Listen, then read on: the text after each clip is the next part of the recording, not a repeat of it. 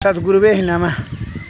एक राजा साहब ने अपने राज्य में इस बात का घोषणा करा दिया कि जो जीते जी हमको स्वर्ग और नरक दिखा देगा उसको हम 5 लाख रुपया इनाम देंगे। यानी ध्यानी बहुत से सज्जन आए, उन्होंने तर्क दिया, राजा साहब दर्शन जो है सत्संग में चलिए, सत्संग भजन सदगुरु के महात्मा मुनि महात्माओं का दर्शन करने से वह स्वर्ग के समान है, स्वर्ग का दर्शन होगा। और वेश्यालय, मधुशाला, शराब खाना, जुआ खाना, ये सब में जो है नरक का दर्शन होता है। तो राजा साहब संतुष्ट नहीं हुए, क्योंकि नहीं ये सब नहीं हुआ हमको संतुष्ट। एक जो आत्मज्ञानी सज्जन थे गांव से आए, बड़े दरबार में राजा साहब को कहा कि राजा साहब तू बड़ा अहंकारी हो गया है, तुमको 10 डंडा मारेंगे घींच कर करके। तुम राजकाज का छोड़ कर करके जीते जी स्वर्ग और नरक का तो व्याख्या कर रहा है, स्वर्ग नरक देखना चाहता है। मूर्ख गंवार गधा कहीं का, तू कैसे राजा बन गया है, तुम्हारी योग्यता क्या है?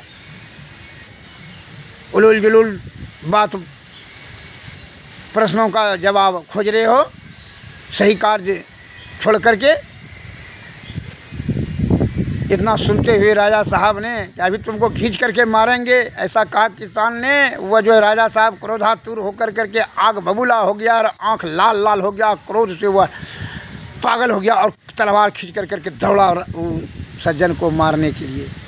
जैसे वो मारने के लिए गया तो वह विनम्र भाव से कर हाथ जोड़ते हुए कहा, राजा साहब क्षमा करें, मैं आपके प्रश्नों का जवाब दे रहे थे। आप अभी क्रोधावस्था में जो जघन्य अपराध करने के लिए तलवार निकाल करके हत्या करने के लिए जो आए, यही आप नरक का दर्शन कर रहे हैं। हम आपके हृदय को दुखित नहीं करना चाह रहे थे। आपके नरक का दर्शन, क्रोधावस्था में नरक का दर्शन होता है, इसलिए हम क्रोध आपको चढ़ा दिए अभद्र शब्द बोल करके। और आप हत्या करने के लिए बिना सूझबूझ से